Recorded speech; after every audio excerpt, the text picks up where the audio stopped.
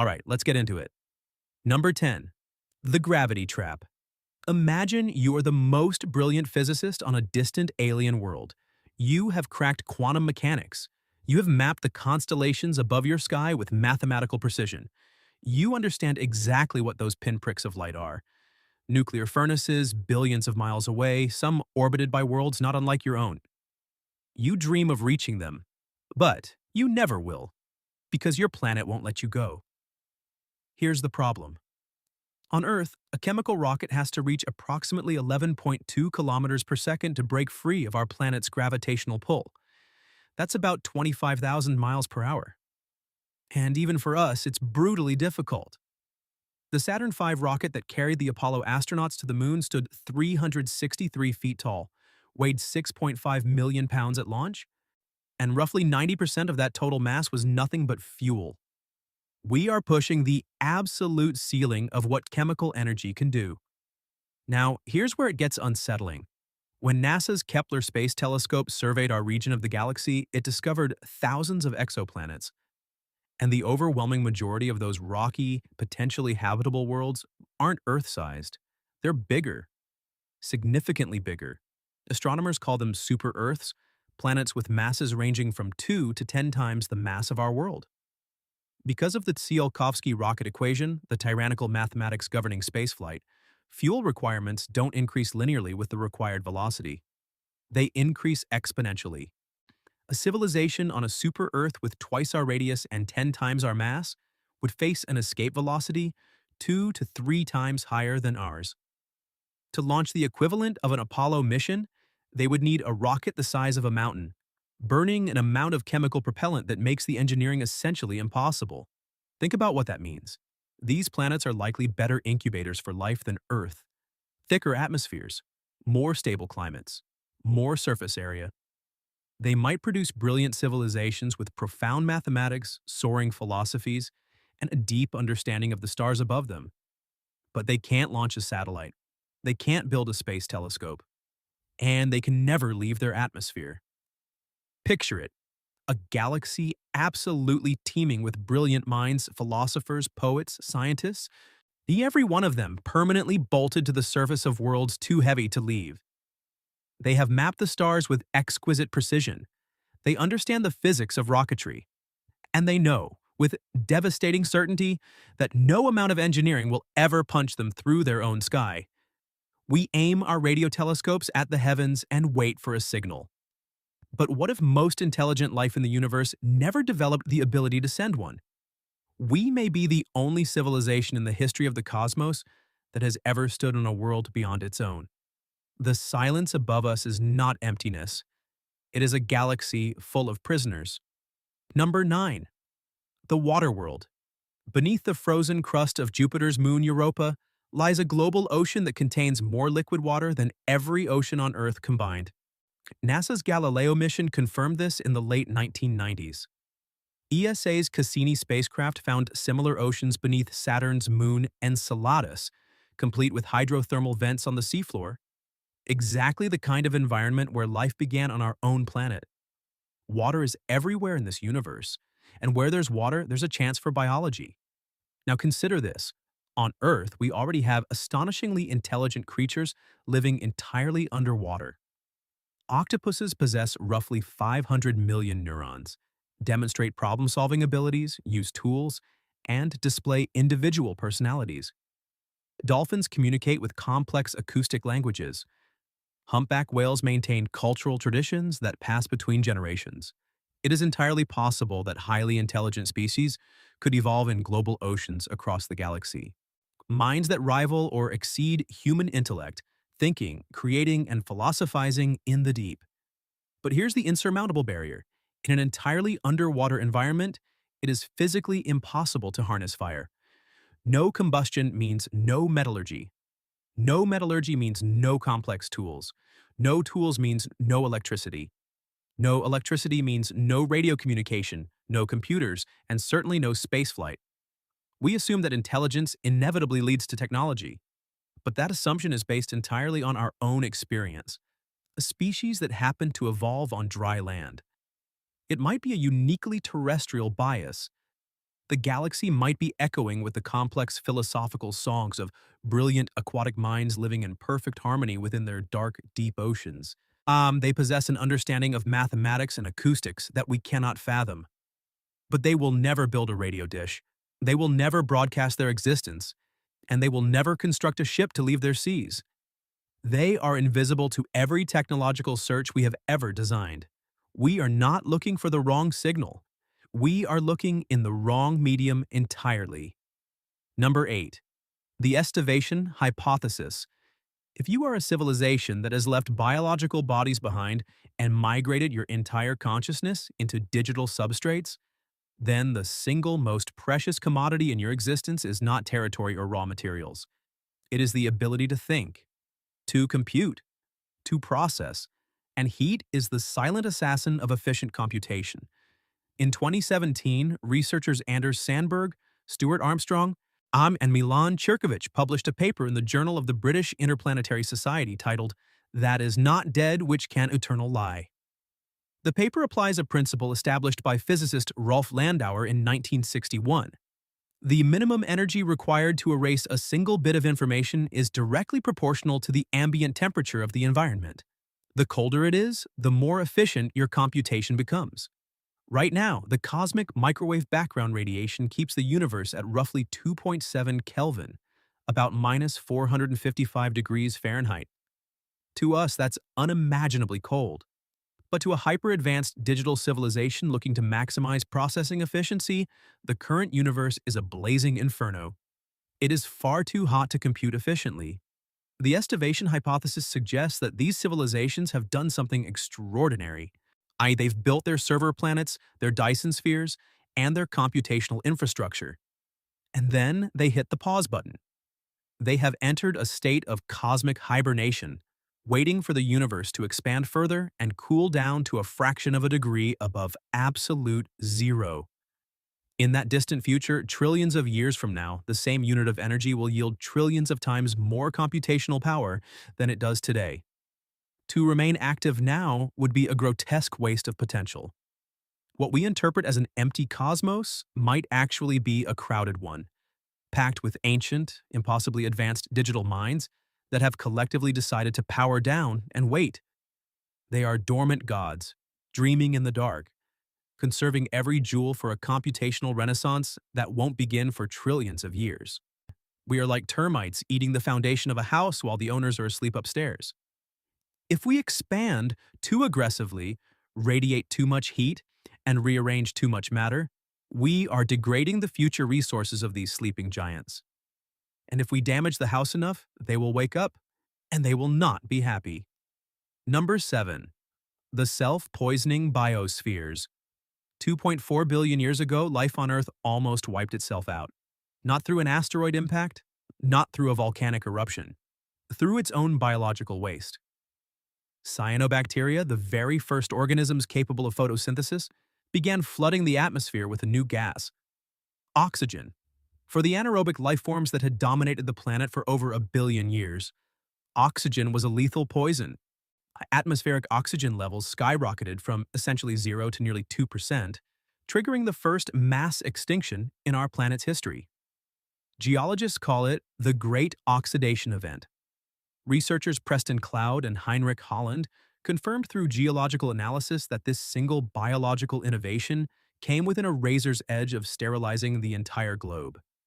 In 2020, Professor Jane Greaves and her team at Cardiff University detected traces of phosphine gas in the clouds of Venus. On Earth, phosphine is almost exclusively produced by anaerobic bacteria. If the detection is biological, and it remains hotly debated, it suggests that microbial life might be incredibly common throughout the galaxy. But common does not mean successful. Life inherently creates conditions that become hostile to its own existence. Every successful biological organism eventually produces waste products that accumulate to globally toxic levels. The cycle repeats: emergence, growth, environmental poisoning, total collapse, and a forced restart. On most worlds, intelligence is never even attempted. Biology chokes on its own exhaust long before anything complex can evolve. The silence we observe in the night sky might not be an empty universe. It might be the quiet graves of countless biospheres, each one suffocated by the chemical legacy of its own biological success. Earth survived its oxygen crisis and eventually turned that poison into fuel for complex life. That might make us the exception, not the rule. For every Earth, there could be a billion dead worlds where life sparked, burned bright for a geological instant, and then choked to death in its own exhaust. The galaxy is a graveyard, and we are standing in it, breathing the very gas that almost killed us. Number 6. The Gaian bottleneck. We often assume that once life takes hold on a planet, it will stubbornly hang on, adapting and evolving over billions of years until intelligence finally arises. But in 2016, astrobiologists Aditya Chopra and Charles Lineweaver at the Australian National University published a paper in the journal Astrobiology that proposed a far more pessimistic view. They called it the Gaian bottleneck. The idea is simple and devastating. The emergence of life is actually quite common, but the long-term survival of life is exceptionally rare. In the early stages of any planet's history, the environment is chaotic and unstable. For a world to remain habitable over billions of years, the climate must be continuously regulated. On Earth, life itself played a crucial role in this regulation, interacting with geological cycles to keep greenhouse gases balanced and temperatures stable. But achieving this planetary-scale biological thermostat requires an incredibly delicate and rapid balancing act. On the vast majority of planets, life probably emerges, struggles for a few 100 million years, and then completely fails to stabilize its host world's climate. The planet either slips into a runaway greenhouse effect, boiling its oceans away like Venus, or succumbs to runaway glaciation, freezing solid like Mars. We can see the evidence of both failure modes right here in our own solar system. Venus was likely habitable billions of years ago. Mars once had rivers and lakes. And both are now dead worlds, casualties of climate systems that spun out of biological control. The spark of life likely ignites on billions of worlds, but it is almost always extinguished. The galaxy is a graveyard of failed biospheres where microbes arose, flourished briefly in primordial seas, and were then brutally baked or frozen into extinction. If the Gaian bottleneck is the true filter of the universe, it means we have not just survived an evolutionary race. We have survived a cosmic tightrope walk that almost every other living world falls from. Number 5. The firstborn hypothesis. When we confront the Fermi paradox, we usually assume that because the universe is 13.8 billion years old, there must be countless civilizations that arose billions of years before us. We assume we are the latecomers to a crowded cosmic party. But the firstborn hypothesis forces us to look at the timeline from the other direction. While 13.8 billion years sounds ancient, the early universe was a hostile, toxic place for life. The very first generation of stars contained only hydrogen and helium. No rocky planets, no carbon, no oxygen. It took billions of years and multiple generations of stars living, dying, and exploding in violent supernovae to forge the heavy elements necessary to build terrestrial planets and complex organic chemistry. Our own solar system formed 4.6 billion years ago, meaning it took roughly 9 billion years of cosmic cooking just to prepare the ingredients for Earth to exist. Now consider the future. Red dwarf stars, which make up roughly 73% of all stars in the Milky Way, will burn steadily for trillions of years.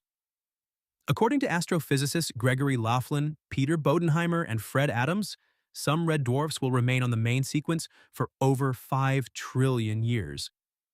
The era of star formation and habitable planets is barely beginning.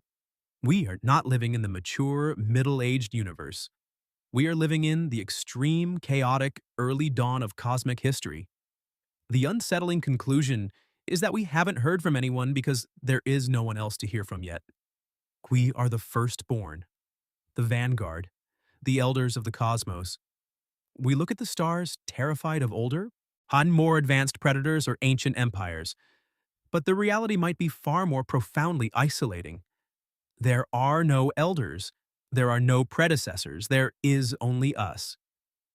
If we fail, if we destroy ourselves before we can spread consciousness to the stars, the universe might remain dead, silent, and empty for billions of years before another species somewhere manages to wake up, look at the sky, and wonder where everybody is. And the answer will be, they never existed. Because we were the first, and we didn't make it. Number 4. The Zoo Hypothesis. In 1973, MIT radio astronomer John A. Ball published a paper in the journal Icarus that proposed one of the most psychologically unsettling explanations for the cosmic silence. He called it the Zoo Hypothesis, and the idea is this: highly advanced alien civilizations are fully aware of our existence, but they have established a strict, deliberate protocol of non-interference. Like scientists carefully observing animals in a protected nature reserve, they watch us without intervening, studying our biological and cultural development with clinical, detached precision. If a civilization is thousands or millions of years ahead of us, they would understand that sudden contact could be absolutely devastating to a younger species. It could shatter our cultures, collapse our religions, and derail our natural technological progression. To prevent this, they might enforce a cosmic quarantine around our solar system, cloaking their communications and hiding their infrastructure from our primitive instruments. We are not members of a galactic community. We are an isolated exhibit, a protected species unaware of the glass cage that surrounds us. This theory implies that they have witnessed every brutal and beautiful moment of human history, every war we have fought, every disease we have suffered, every scientific breakthrough we have celebrated. They have watched it all unfold in silence, choosing never to intervene to stop our pain or correct our mistakes. They observe us not as equals, but as a fascinating, perhaps dangerous experiment in progress. The most disturbing aspect of the zoo hypothesis is what it implies about our current status. Zoo animals aren't contacted because the intellectual gap between the observer and the observed is simply too vast for meaningful interaction. If they are watching us in silence, it means they have objectively calculated that we are not ready, not worthy, or simply not interesting enough to speak to. We are left to wonder what criteria we must eventually meet to be allowed out of the cage. And worse, what might happen to us when the observers finally decide their long-term experiment has come to an end. Number 3, the dark forest. Perhaps the most terrifying sociological theory ever applied to astrophysics is the dark forest hypothesis. It was popularized by Chinese science fiction author Liu Cixin in his 2008 novel The Dark Forest, though similar concepts were described by astronomer David Brin as early as 1983. The premise is this: the universe is not an empty void. It is a dark forest at night. Every technological civilization is a heavily armed hunter creeping silently through the trees. The logic is born from the insurmountable barriers of interstellar distance and the speed of light. Because communication takes years or centuries, civilizations can never truly know the intentions of others. You cannot know if a distant alien species is peaceful or hostile. Worse, you cannot know what they think about you. This creates an unbridgeable chain of suspicion.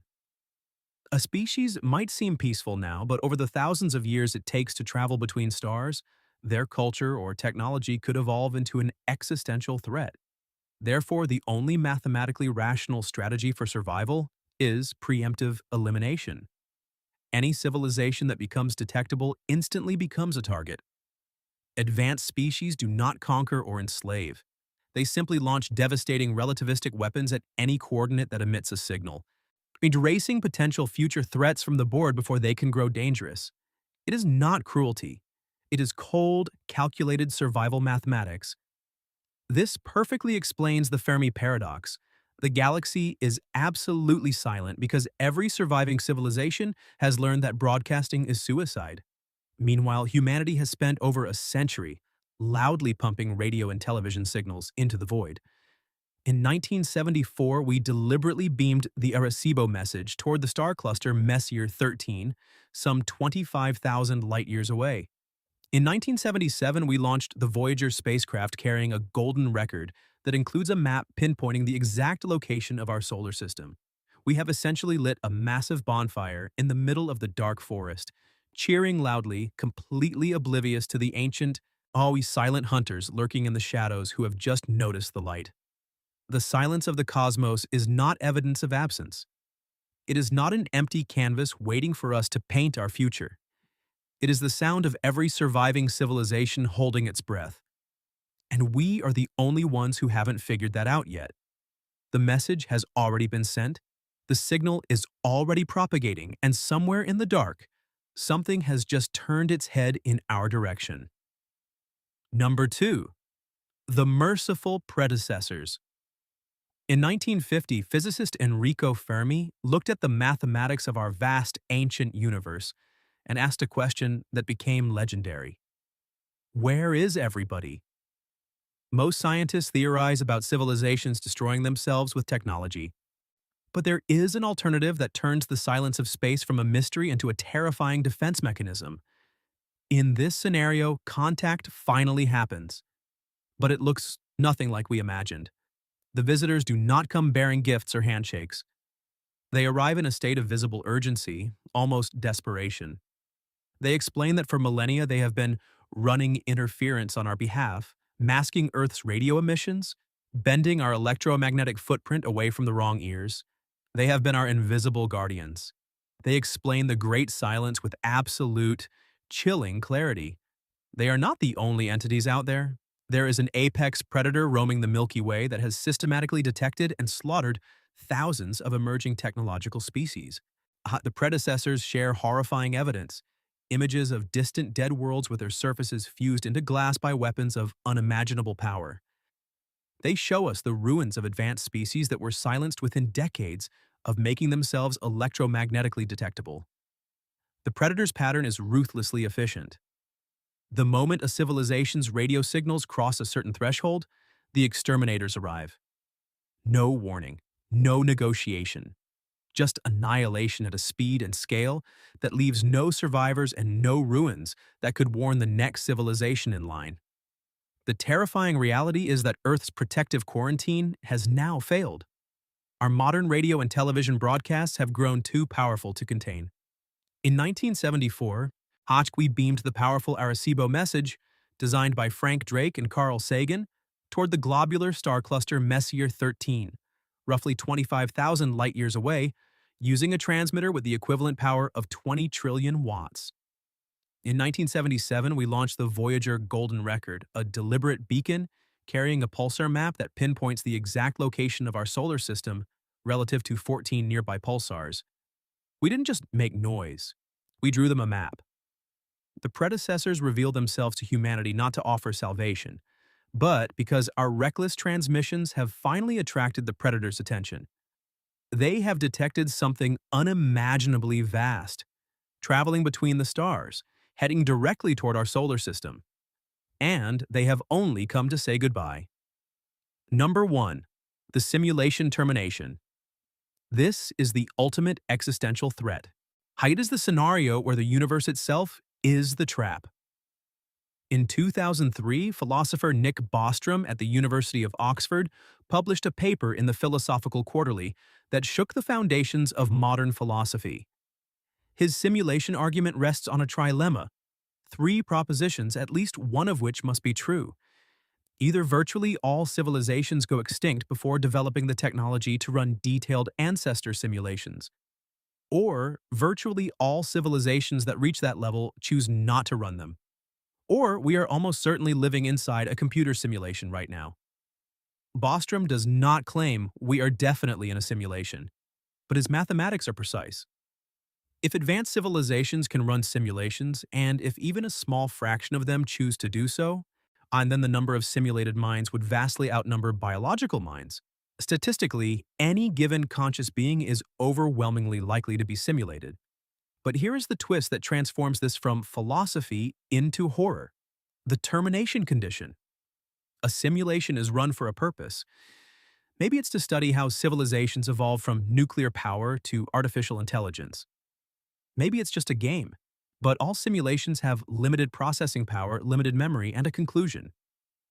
If we are in a simulation, we are consuming resources. As we build more powerful computers of our own, as we probe the quantum foundations of reality, the computational load on the host system increases exponentially. We are entering a danger zone. We are beginning to understand the code. Quantum mechanics, and with its observer effects and pixel-like Planck lengths, look suspiciously like optimization algorithms in a video game engine. rendering only what is being observed to save memory. Particles exist in a fuzzy state of probability until something measures them, at which point they snap into a definite position. Sound familiar? It's exactly how a game engine works. Don't render what no one is looking at. The silence of the universe is a memory-saving feature. Why render billions of alien civilizations if the simulation is only about Earth? The universe looks empty because the developers didn't bother to populate the rest of the map.